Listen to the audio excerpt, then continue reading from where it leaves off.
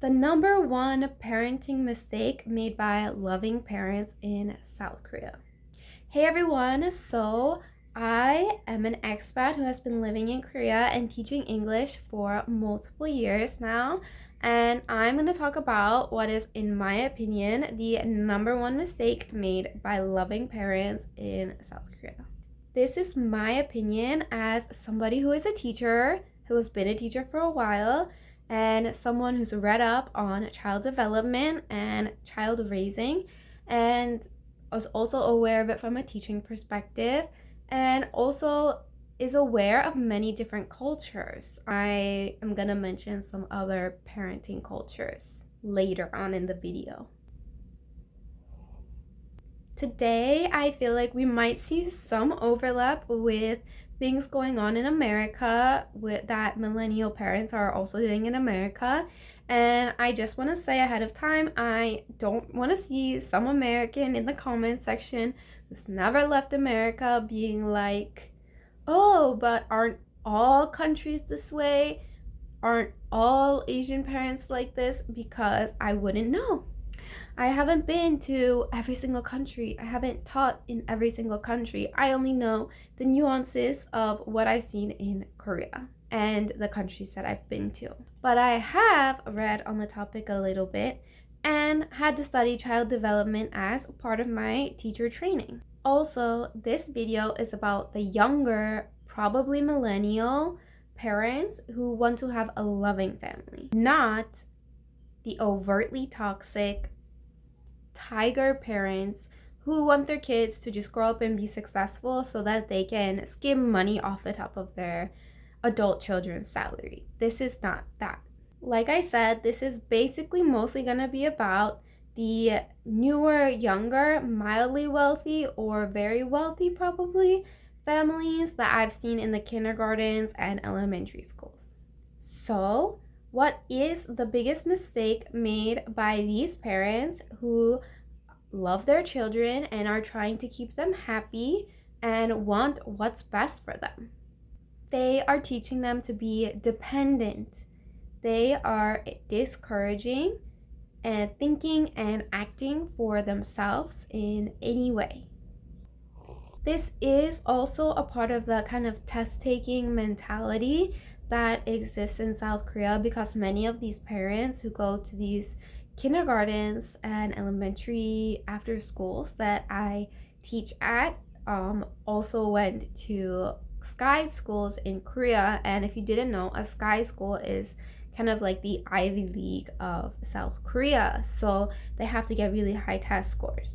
So even the parents' brains are kind of, wired in this sort of by the book kind of way, and it helps them score really well on tests, but it's not always the best for critical thinking and independence and being patient and emotional intelligence. I think up until this point, and even still a little bit in this time, parenting in South Korea has been really rough for the kids. And so I just want to say I admire these parents for going out on their own and trying to break generational trauma. But there's one major thing they are not doing that their parents also didn't do, and that is they are not encouraging their children to be independent when the children seek it.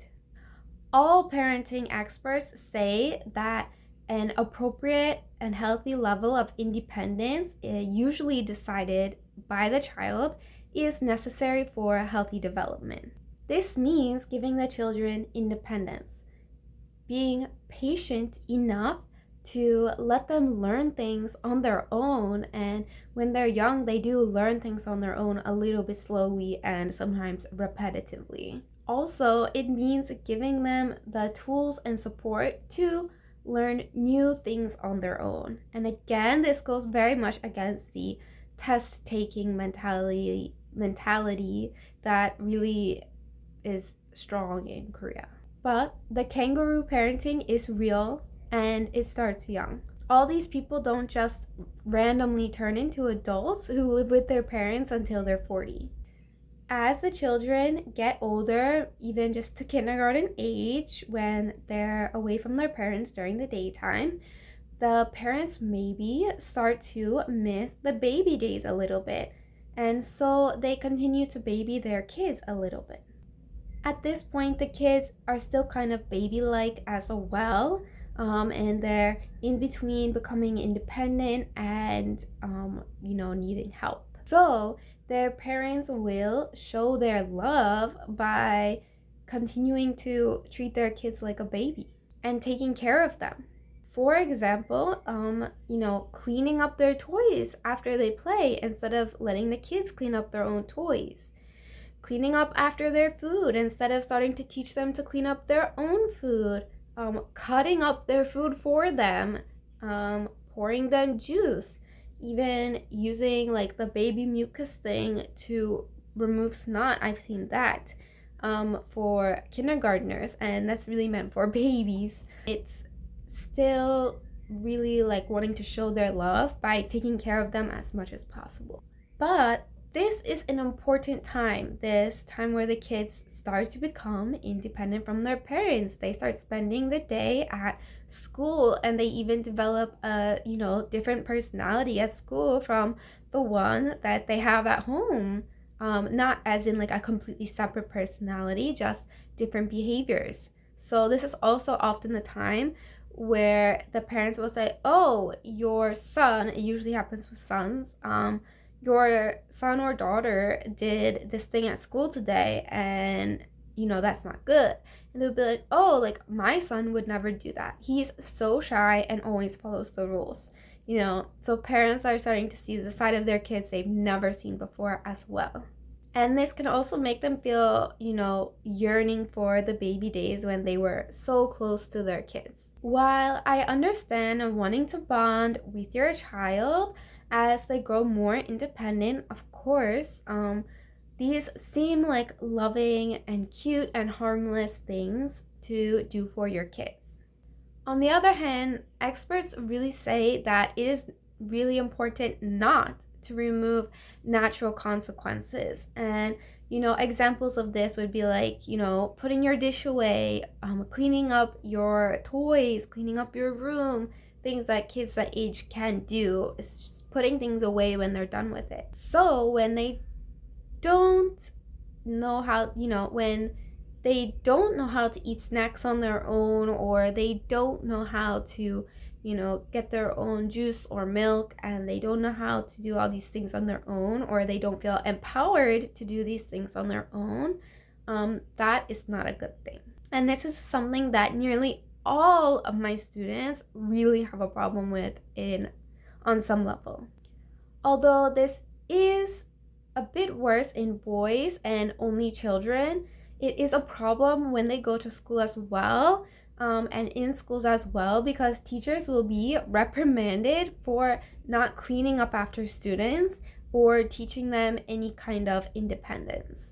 For example, teachers will go over the alphabet and phonics and reading, with the students, but we don't have enough time to encourage the students to start reading and sounding out words on their own, which is a slow beginning to reading. And we end up doing a lot of reading and writing for the kids, and it's what the parents say they want, it's what the principals say they want. And don't even get me started on crafts, because teachers teaching a craft basically turns into the teacher doing 12 crafts simultaneously for 12 different students who are sitting in different seats, because the kids are never encouraged to try on their own and maybe make a mistake and learn from that. And if the kids' crafts don't look perfect, of course, the parents will get angry. And this also goes back to natural consequences, because if the kids are not paying attention, then of course they will have to figure out how to do the craft on their own. This is all very kangaroo style, or what leads to the kangaroo style parenting. And when you talk to the older Korean children, then they say the same thing. They're like, oh, I love having my meals cooked for me. I love having my mom vacuum for me and all of that stuff. I don't know if this is a codependent relationship because the parents are trying to keep the children dependent on them, and the parents love providing and the kids don't want to go off on their own. I'm not like well versed enough in psychiatry to know if it's codependence, but it does give me a little bit of that vibe as well. So helpless humans, I see this as well when it manifests as they manifest as elementary school students who are behind in school or actually can't learn. So here's a small example. So in the elementary schools, we have like first grade students as well, like first and second grade students, and parents are using this baby nose suction thing to clean the snot mucus out of the older children's nose. And so the students come to school and you tell them when they have a cold, you tell them to blow their nose, and they don't know how to do that at all. Like you say, and they don't know how to do it. So you try to teach them and they're averse to learning how to simply blow their nose. And they're averse to learning how to do anything on their own as well. This is just a small example, but they think, why would I learn how to blow my nose? My mom and my grandma will just do it for me. And why would I become independent? Next thing I know, I'll be picking up my own toys. Why would I want that? So basically, by this point, it's almost too late. This is just detrimental to the students' abilities to learn and grow and take on challenges in school. Also, if you treat somebody like a helpless baby, then they will act like a helpless baby. And that is their excuse when they don't want to learn and they don't want to do any work. Also, I really want to say that this is not as simple as coddling or not coddling, because that's something that a lot of people try to talk about. I think coddling is actually okay. Like being emotionally available for your children is a good thing. This is not about that. This is about independence, communication, and expectations, which in my opinion, Korean parents don't really set up for their kids. For example, a student who I knew, like many students around this young, like kind of mid, like first grade-ish age, spent time with both his grandparents and his parents. His behavior is best when his parents are hanging around, but he does depend on them a lot. And I do think, of course, this is because his behavior is better because his main relationship is the relationship with his parents. I also think his parents are doing a good job, especially on that front. Otherwise, he wouldn't behave better when they're around, and they don't really have to use like authoritarian discipline, at least like not that I've seen. So he does behave better when they're around. But I do think his parents still baby him a little bit too much. And for example, they don't encourage him to do his morning routine on his own or any part of his morning routine on his own. And they don't encourage him to, like, he's one of those students who doesn't know how to blow his nose. I have a lot of students like this. And they don't even encourage him to put the lids back on markers when he's done with it, or clean up his desk, or clean up anything. It's always people cleaning it up for him that I've seen. They also like will cut his food into pieces, and he's like old enough to start eating certain fruit on his own without cutting it into smaller pieces, especially something like a banana, for example, or grapes. His parents don't cut up the grapes, but they pull it off the vine for him, which again, I think he can do on his own. I think those kind of small things are really important, and I think his parents are so loving and attentive to him, and I just want to give them some credit for that, because they are doing something right when they are his main relationship, and they do seem to have a good relationship together. But I do think they baby him a little bit too much for his age, and he is behind the other students in his class. On the other hand, his grandparents are very authoritarian, but also they are way too overbearing. Kind of like they baby him a little bit too much as well, similar to his parents, like cutting up the food for him, opening the food package for him, things like that. And again, though, he tends to behave worse, and this is why I know, this is almost a sidebar, but I know that authoritarian child rearing does not work because he behaves much worse when his grandparents are around and so much better when his parents are around. His grandparents use some more authoritarian tactics, which is also a little bit uncomfortable for me sometimes because he's having a standoff with his grandparents, and I have a class to teach, and his grandparents like stand there and stare him down a lot, and so he will look at them before he does anything, like reach for a pen or like anything like that. But he tries to get away with the most as well when they're watching.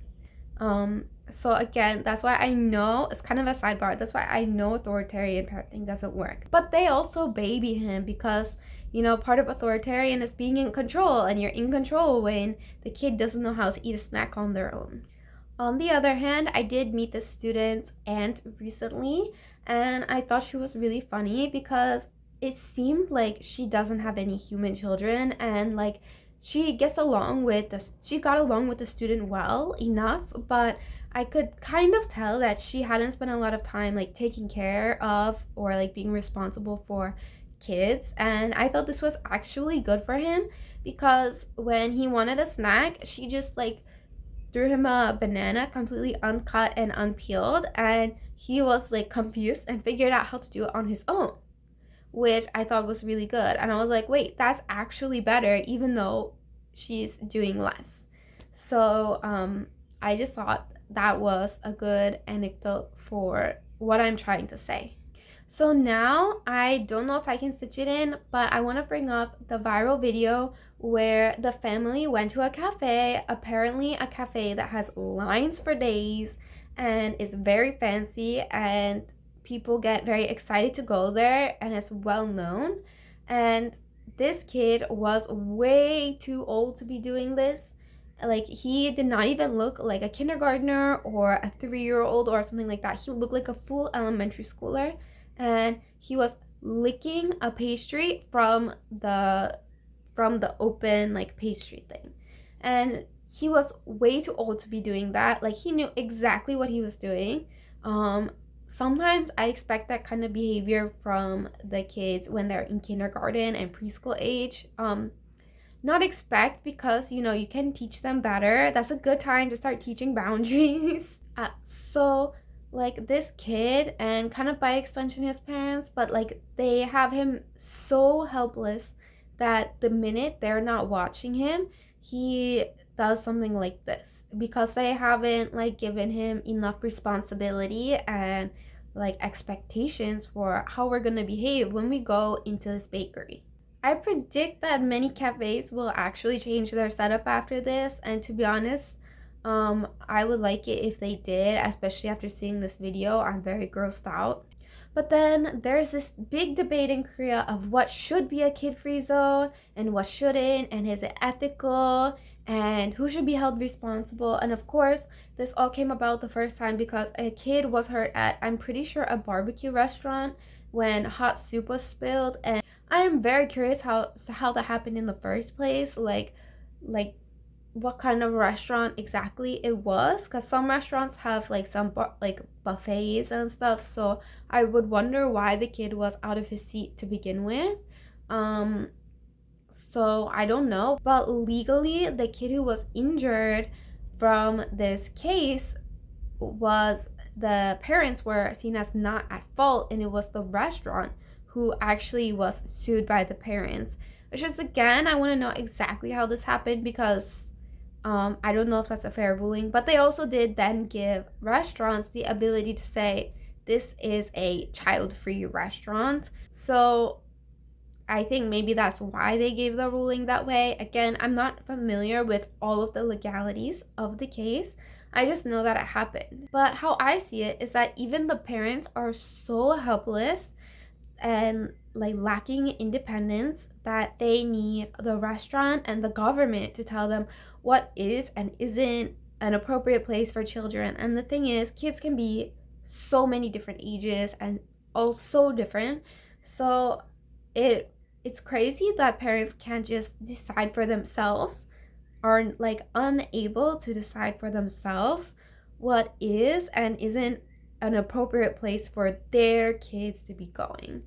They aren't even able to determine that on their own. I will also tell you that I have spent quite a bit of time in small-ish towns in Scandinavian countries, and the kids who are around the kids' age, I think in the video, and maybe even a little bit younger, they were able to just ride their bikes around together.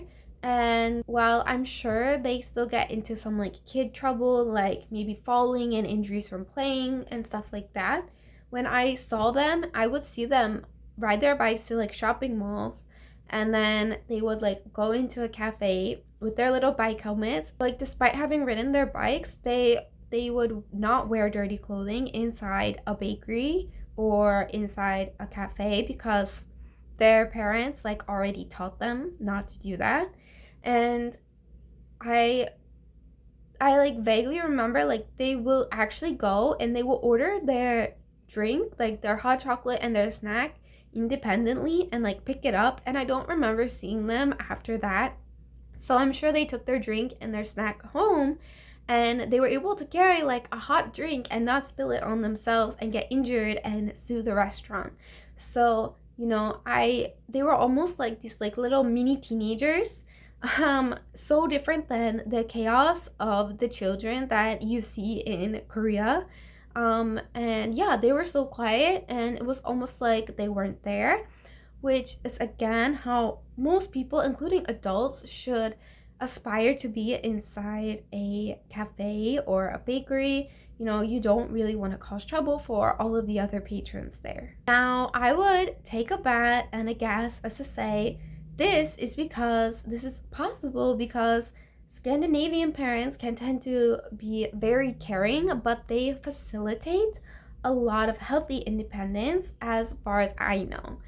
And this includes expectations. And I mean, let's be real, expectations are so much more important than people give them credit for. And these parents, they set up expectations, clear expectations for their kids on behavior, not just on grades. Now, of course, I'm sure this isn't every city and every family in the Scandinavian countries where I saw this happen. I'm sure there are some families with problems, and I'm sure the internet is not helping, but this is the pattern that I saw happening in the 2010s. So I really wish I could encourage parents in Korea to have more supportive independence for their kids. So if their kid's really struggling, their kid is able to ask for help, but so they're not forcing independence or like being mean to their kids, but giving their kids the opportunity to, you know, feel like they're completing and learning new tasks on their own. So I wish I could explain to parents to do this, more guiding the kids from afar and less putting them in your kangaroo pocket in the front of your pouch forever. And I want to say this is not the same as helicopter parenting, although the two have some similarities. So as a teacher in South Korea, that is my take, and you can let me know your thoughts in the comments, as long as you don't say it's exactly the same in blah blah blah, because I doubt that it's exactly the same. Instead, maybe tell me how it's different in blah blah blah. Please like and subscribe if you want. I am so excited because actually I've hit 300 subscribers, which I never thought was gonna happen, and that's awesome. Thank you so much to everybody who subscribed to my channel, and thanks, bye.